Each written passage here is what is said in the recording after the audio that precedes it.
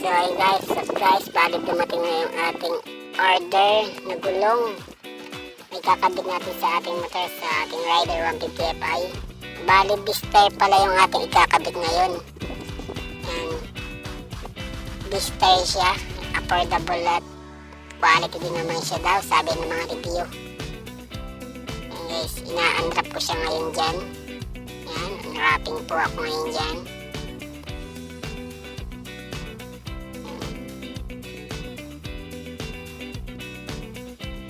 Lang natin siya. Bali, nabili ko pala siya sa Shopee lang.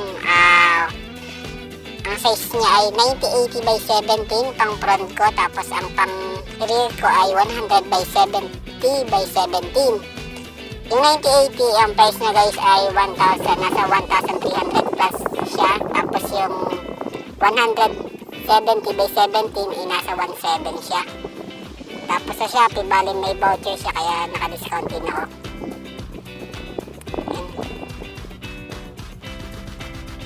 Doon sa shop, pag bibili ka ng Bister, bali may kasama siyang tire sealant sa pito. Papakita ko rin dyan yan. Press forward ko na.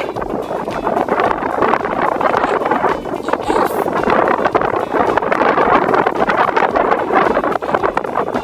Yan, nasa loob yung ring tire sealant niya sa pito. Bali, ang mga vlogger na nagpo-promote ng gulong na Bister ay sina Red Motovlog saka si Red Sweet Potato.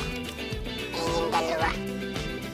Bali, ito rin kasi nakakabit sa kanyang kay Red, ito rin nakakabit sa Winner X niya Bister.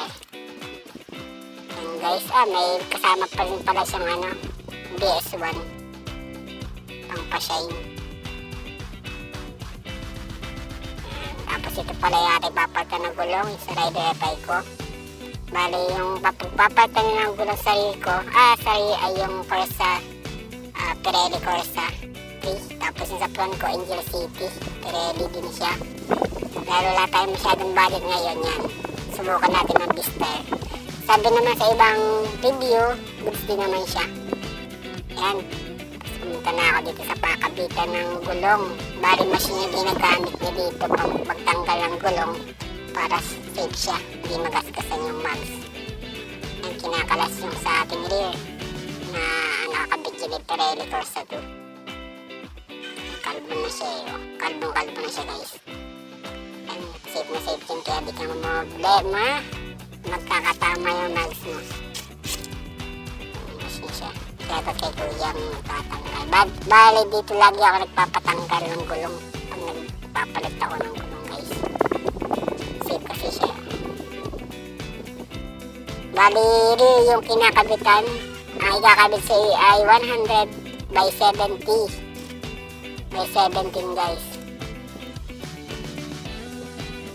Bali hindi na siya stock size ng Rider.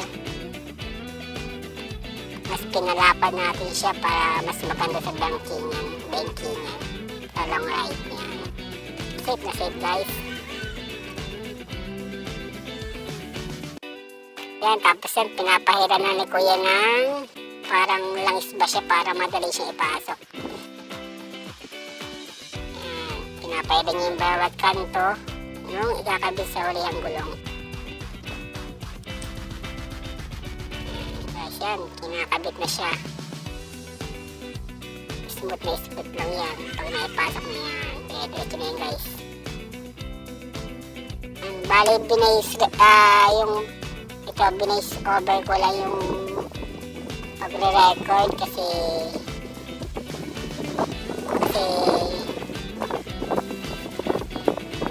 para mas maliwanag at kasi po lagi nagamit ng pag-video.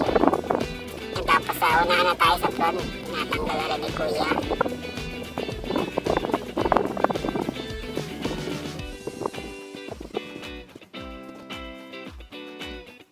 Sasalpak na ulit sa machine. And papaikutin na ulit.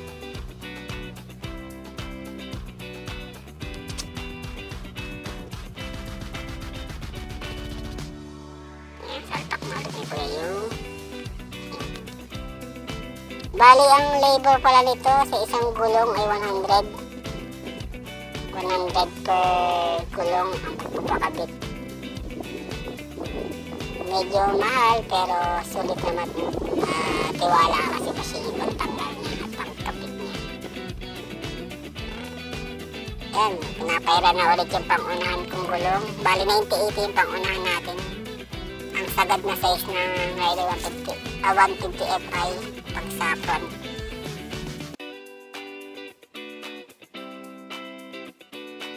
Kabit-kabit na ni Kuya ulit. Yan, tinitingnan niya yung rotation. Bali, ang rotation niya, nababaliktad sa unahan. Bali, parang makikita niyo pag mamaya papakita ko sa inyo guys. Baliktad yung baliktad yung thread niya. Pero dun sa gulong, yun yung tamang paglagay dapat ng gulong sa unahan.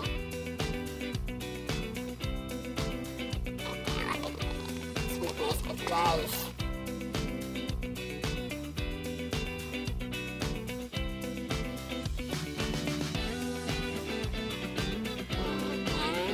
Tapos na guys.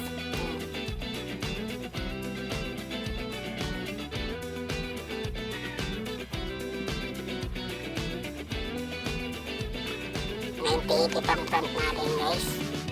Bali yung concept kasi natin sa Rider Fi ko. Bali ginagawa ko sa GP concept.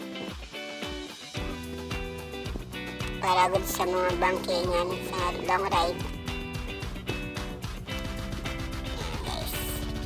Hanginan na yan, next step, hanginan na niya. Tapos yan, kinakabitan na siya ng sealant. Sealant para safe sa long ride.